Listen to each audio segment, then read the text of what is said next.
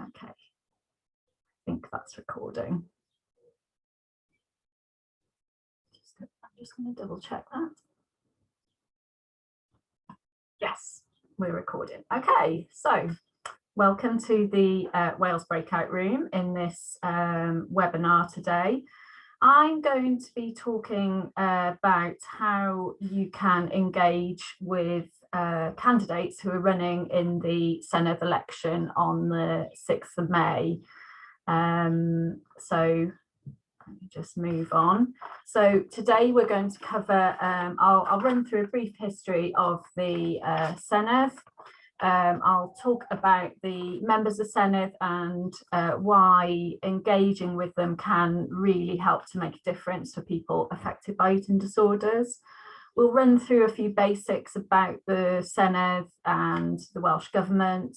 We'll have a quick look at the 2016 election results, and we'll have a look at what devolved issues there are.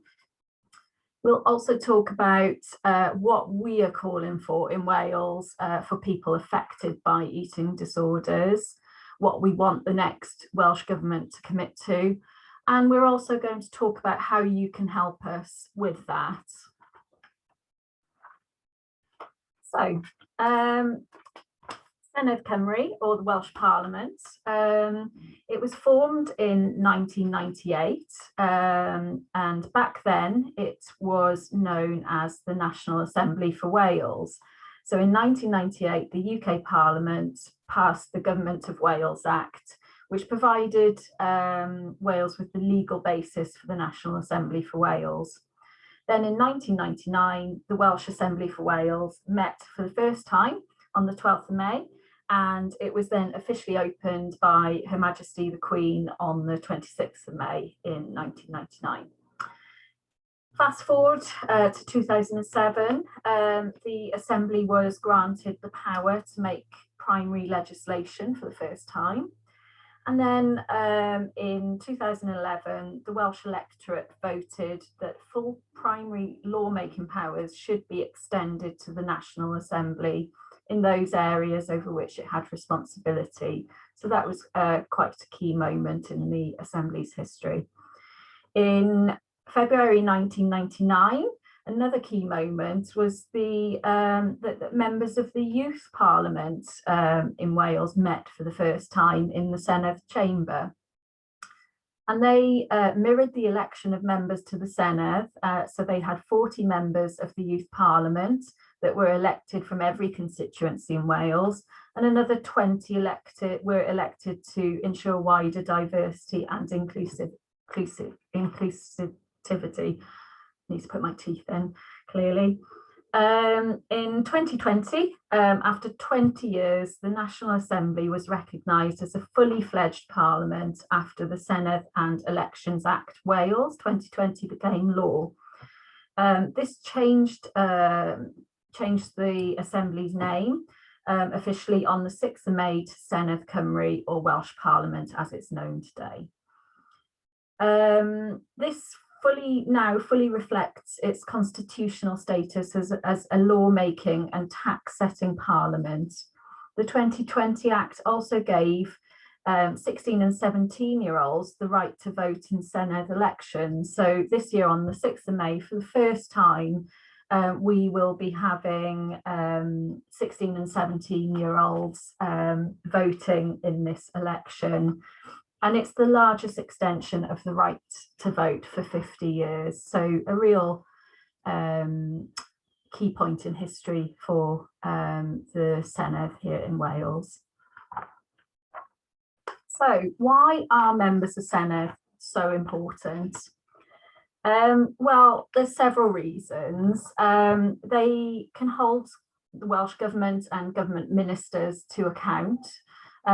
So when the Welsh Government are implementing policy, if things aren't going at a pace, or if things aren't happening, then the members of Senedd can basically hold those ministers to account through asking questions in the Senedd plenary sessions, through submitting written questions to ministers, through various scrutiny committees and through short debates. Also, really importantly, they can put your issues on record. So if you raise an issue with your member of Senedd and they then write to a minister or raise a question or take part in one of those scrutiny committees, then your issue is put on record officially. They can also bring about amendments, and they can propose new legislations using Senedd bills. And they also can access ministers, and they can help you access ministers as well.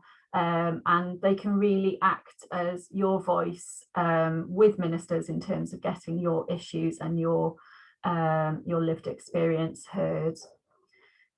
Really important. MS, and as Emma mentioned in the main session, the MSs, they're your elected voice. They work for you, and they can help you to get your voice heard by those in power, those decision makers. So, you know, use them, put them to work. They're there to do a job, and effectively you are their boss. So yeah, make sure you get your voice heard through your elected member of Senedd. So on the 6th of May, we are off to the polls, and we will be voting for both constituency and regional members of Senedd. So there are 60 members of the Senedd in total, 40 of whom represent individual constituencies, so your local area, and another 20 represent the 5 regions of Wales. And I'll run through what those regions are in a moment. So voters get 2 ballots, one for a person to be their constituency MS, member of Senedd, and the other for a party for their region. So the 40 constituency MSs are elected on a first past the post system, really similar to the UK general election. And the winner is the candidate, basically the candidate who receives the most votes in each constituency. So yeah, very much like the UK general election for constituency members of Senedd. In the regional ballot, however, people vote for a party, and the parties are then allocated a number of MSs depending on how many votes they receive. So once the number of all constituencies already won in that region is taken into account, it makes it then the overall result much more proportional. So that's known as proportional representation. As I mentioned just now, there are 5 electoral regions, and each of those regions have 4 regional MSs. And those regions are South Wales East, South Wales Central, South Wales West, Mid and West Wales, and North Wales. So this means that effectively people in Wales are each represented by 5 members of Senedd. So one representing their constituency and the other 4 representing their region. So whereas in Westminster you have just 1 MP, here in Wales, in the Senedd, you actually have 5 members of Senedd that you can approach to get your voice heard. So yeah, five more times, 5 times more likely to get your voice heard.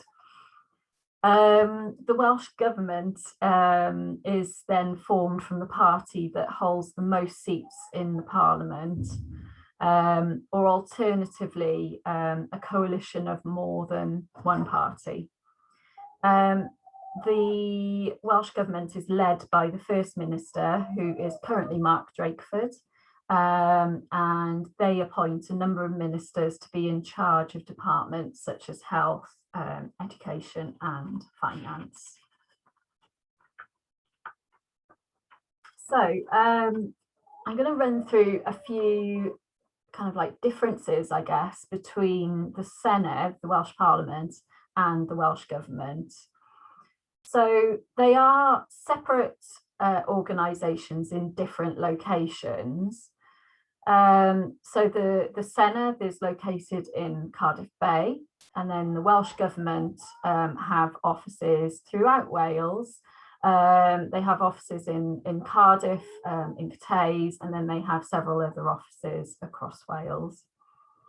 They were both established in 1999, as I mentioned before, and the Senedd was initially known as the Welsh Assembly. But as I explained, it was renamed to Senedd Cymru back in last year, in 2020. The Senedd is staffed by public servants, not civil servants. It's the Welsh Government that is staffed by civil servants. The Senedd is led by somebody called the Llwydd, who is effectively the presiding officer, and they are elected by members of Senedd, and they remain politically impartial at all times. The Welsh Government is led by the First Minister, and as I explained, that's currently Mark Drakeford.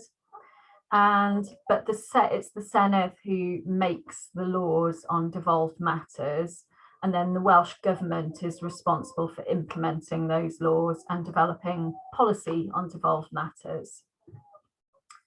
The Welsh Government is answerable to the Senedd, and the Senedd holds the Welsh Government to account, making sure it's acting in your best interest. So we'll just have a very quick look at the 2016 election results. As I explained, there are 20 members of Senedd in total. And at the end of the 2016 election, 30 of those seats were held by Labour, 14 by the Conservatives, 11 by Plaid Cymru, and the Lib Dems had 5. I know that since then, several members of Senedd have kind of like effectively left party membership and are now sitting as independents. So in Wales, we have certain things that are devolved, which means that legislation and the implementation of that is effectively decided here in Wales. And importantly for us at Beat, health is one of those issues. So yeah, it gives us a really good opportunity to make a difference. What we find is that here in Wales, fortunately, it seems to be much easier to kind of have that direct contact through members of Senedd with the Welsh Government and with ministers than perhaps it is in Westminster. So that's very much, we see that as being a really good opportunity for campaigners here in Wales.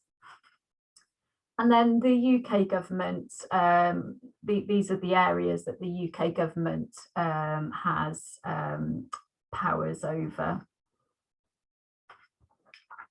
So what are we calling for here in Wales? So we're calling for the next Welsh Government to commit to 7 key policy asks to improve the lives of those affected by eating disorders. They are fully explained in our manifesto for Wales, which is available on our website, and we will send you a link to that after this session if you want to kind of read in depth about those 7 key policy asks. Within those 7 key asks, we've highlighted 4 areas that we are focusing on in the run-up to the election. And they are fully rolling out recommendations that were made in the 2018 Welsh Eating Disorder Service Review, particularly making sure that there is enough money made available to make it happen, and a clear timetabled roadmap for when those changes are to happen by. That's something that the Welsh Government haven't yet committed to, and that's something that we are very, very keen to see happen. It can be quite difficult to hold the Welsh Government to account if they don't have those timescales set. We're also calling for the next Welsh Government to ensure that eating disorder services have enough staff and resources to offer enough appointment slots to people, to support people who are trying to get help for their eating disorder. This was an issue before the pandemic, but it's become even more apparent that action really needs to be taken since the pandemic. The pandemic has caused problems particularly for people affected by eating disorders. And we've heard from eating disorder services across Wales that they are experiencing significant increases in demand for their services. And it's something that we see here at BEAT as well, where with people making contact with our helpline services. So last year we saw a 175% increase in demand for our helpline services here in Wales compared to the same period in 2019, which is quite frankly absolutely staggering. So it's really, really important that the next Welsh Government makes sure that eating disorder services across Wales are able to meet that increase and growing increase in demand for eating disorder services. We're also calling for the next Welsh Government to make sure that doctors and medical professionals have the training and skills they need to recognise the signs and symptoms of eating disorders. And we also think that the next Welsh Government should make money available for intensive day and home-based treatments for people who have eating disorders. So we really need your help in helping us to achieve these key policy asks and helping the candidates who are running in the election hear our messages around that and commit to supporting those key policy asks if they get voted into the next Senedd. So one of the things that you could do is kind of like the first step would be to find out who's standing in your area, which candidates are running, and then perhaps emailing them or asking to meet virtually with them. So on our website, we have what we call an online action that basically enables you to pop your postcode in, and it will bring back a list of all those candidates who are standing in your area and within your region in Wales. And we've created a template letter that you can modify. And in fact, we would actively encourage you to modify it and include any personal experiences that you feel able to share. And then you can send that and it will automatically then email all the candidates who are running within your local area and region. A next step would be to then meet virtually with candidates, and particularly if any candidates reply to your email, they might be a kind of good bet to kind of like follow up with and request a virtual meeting with. And again, we can help you with that. We have some fantastic guidance on our website that would help you prepare for such a meeting. And myself and the campaigns team would also be really willing to talk to you in advance of any such meeting and basically help you prepare and help you feel comfortable with that. Another thing you could do is to look out for and take part in any virtual hosting events that might be taking place.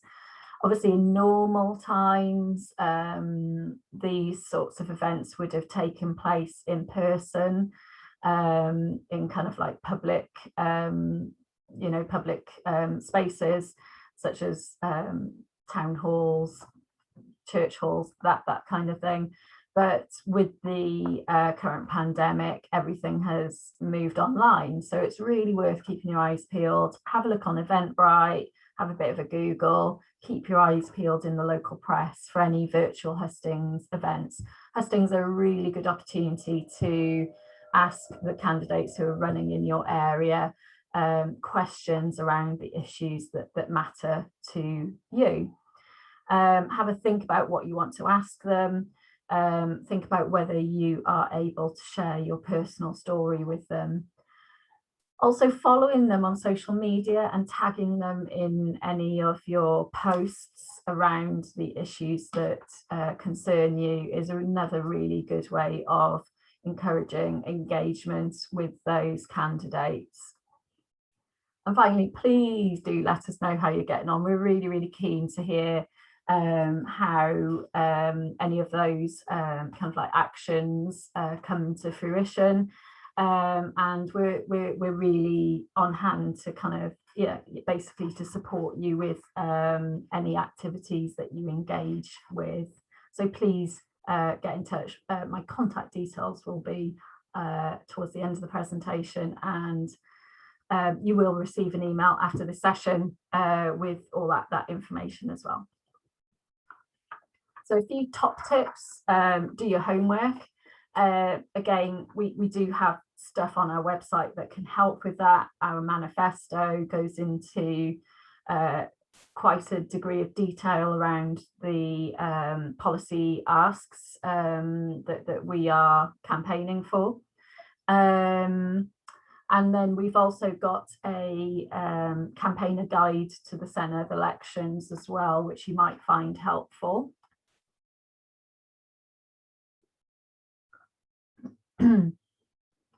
Have in mind some clear and specific objectives about what you want to achieve.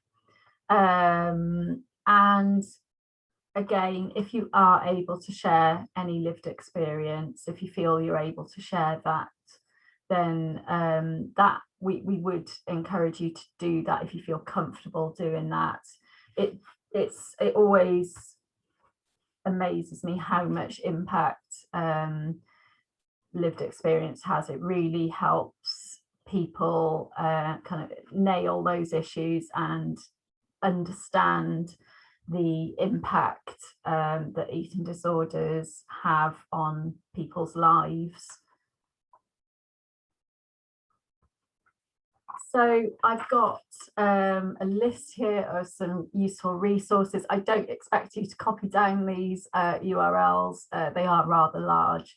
But as I said, we will be emailing these resources around after the session. Yeah, we have the template letter for candidates on our website. We have our guide for campaigners up there. We have our manifesto for Wales. And then we also, if you wanted to just do a quick check, maybe after you completed our letter action, you can just check to see who your candidates are, or if you need a reminder of who your candidates are, over on the BBC website, just by popping your postcode in. So we're coming towards the end now. If you do have any questions, please do use the chat facility to ask those questions. While you might be doing that, I'll just say a few words about our next webinar, which is focusing around how it'll take place after the election. So at that point, your newly elected members of Senedd will be voted in and will be working at the Senedd. So our next webinar is going to talk about how to get your voice heard and make change in the health system here in Wales. So we'll be talking more about how you can engage with your newly elected members of Senedd. We'll be talking about how you can also engage at a more local level with your local health boards about specific issues. And we'll be talking about how you can get involved with our campaigning work in more detail here in Wales after the election. Again, we will have breakout rooms for discussion about how it works here in Wales. So that's on the 2nd of June from 12 until 1. Excellent. So thank you very much. I noticed that we don't have any questions. It does seem to have been just you and I, Freya. It's been great having you here. Please do stay in touch. Let me know how you get on with any of the things we've discussed today. It's been fantastic having you here, and I really hope that you are able to do some of the actions that we've outlined. The letter action is a really great place to start on the website. I've already done mine and sent it off to all the candidates running in my local area. So I would encourage you to do that and perhaps consider some of the other actions as well. And I really hope that you're able to join us after the elections on the 2nd of June at our next webinar. Yeah, so thank you very much. Diolch yn fawr iawn. I'm going to stop recording now.